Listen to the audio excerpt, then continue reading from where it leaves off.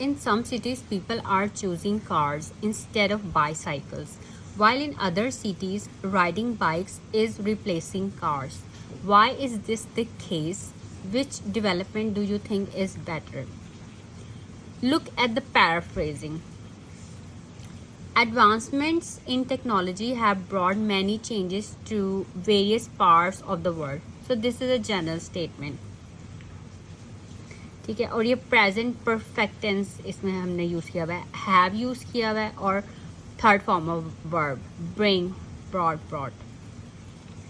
In the fast paced life and ever changing world of today, in some cities, अब ये देखें यहाँ पे ऐसे प्रॉब्लम है, people are choosing cars instead of bicycles. हमने इस स्टेटमेंट को पैराफ्रेज किस तरह किया, हमने लिखा है people are switching. Instead of writing choosing, we are writing here switching. People are switching to cars from bicycles. अब यहाँ पे अगर हम फुल स्टॉप लगा देते तो ये सेंटेंस हमने कंप्लीट कर देना था, लेकिन आपको पता है कि हमने कॉम्प्लेक्स स्ट्रक्चर्स लिखने होते हैं तो हमने एज का यूज़ किया.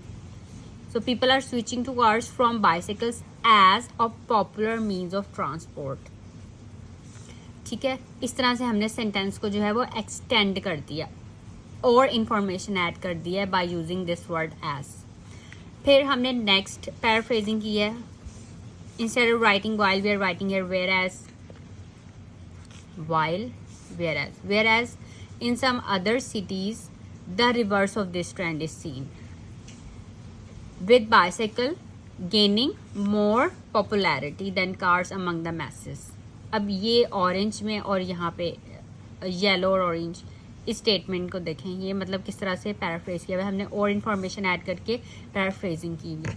मतलब कुछ स्टूडेंट ऐसा करते हैं, यही जो ऐसे प्रॉम्प्ट है उसको कॉपी कर देते हैं, लेकिन आपने ऐसा नहीं करना, आपने पैराफ्रेजिंग करनी है और इन्फॉर्मेशन ऐड करके, टॉपिक स्पेसिफिक वोकैबुलरी यूज़ करके, सिनोनिम्स यूज़ करके. ठीक है, और मेन चीज़ होती है जो क्वेश्चन है ना, जो ऐसे प्रॉम्प्ट है आपने उसका आंसर करना है. अब हमने देखें पहले जनरल स्टेटमेंट लिखी है, फिर ये स्टेटमेंट को पैराफ्रेज किया है, ये देखिए पहले इधर पैराफ्रेज किया, फिर इसको किया, फिर आगे ये जो क्वेश्चन है why is this the case, इसको हमने आंसर कैसे किया, there are many reasons why such trends are being observed. इसका आंसर हो गया, मतलब इसको पैराफ्रेज किया. अब ये क्वेश्चन है, इसका हमने आंसर दे दिया कि मैनी रीजंस है, जो कि हमने अपने बॉडी पैराग्राफ्स में बताने हैं रीजंस. ठीक है, ये बॉडी पैराग्राफ में हम रीजंस को एक्सप्लेन कर देंगे, लेकिन हमने इंट्रोडक्शन में भी मतलब क्वेश्चन का आंसर तो हमने करना है, तो हमने बताना है कि हम क्या लिखने वाले हैं. Why is this the case, there are many reasons why such trends are being observed. अब आगे क्या क्वेश्चन है, which development do you think is better. अब हमारा ओपिनियन मांगा हुआ है ना, do you think, what do you think it means. तो इन माई ओपिनियन, ये मेरे अब मैं अपना ओपिनियन जो है वो बताऊंगी.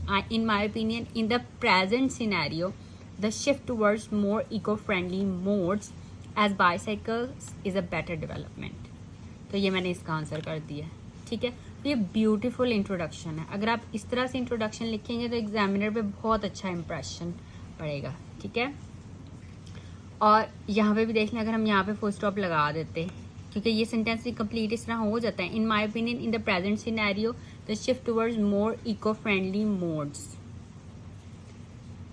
As bicycle is a better development.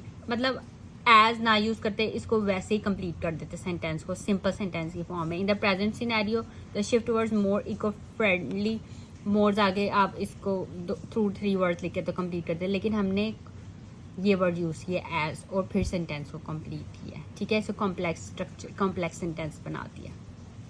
ठीक है, और ये वर्ड्स लिखे हुए कि ये जो जैसे ये आर स्विचिंग, ये प्रेजेंट कॉन्टिन्यूस टेंस है.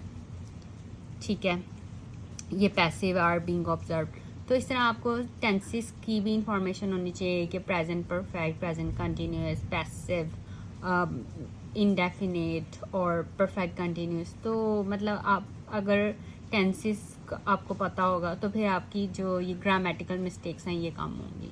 ओके, सो इस इंट्रोडक्शन को देखें और इसी तरह से आप इंट्रोडक्शन लिखने की कोशिश किया करें. पैराफ्रेजिंग आपकी अच्छी होनी चाहिए और आपने फुल क्वेश्चन को आंसर करना है. इसी तरह बॉडी पैराग्राफ्स में भी आपने क्लियर कट, आपका व्यू पॉइंट होना चाहिए, क्लियर कट लेके आपने, मतलब इस तरह नहीं कि पहले कुछ और बात कर रहे हैं फिर कुछ और बात, मतलब एक फ्लो होना चाहिए आपकी राइटिंग में. Okay, So that's all for this video. If you have any questions, you can ask me in comments.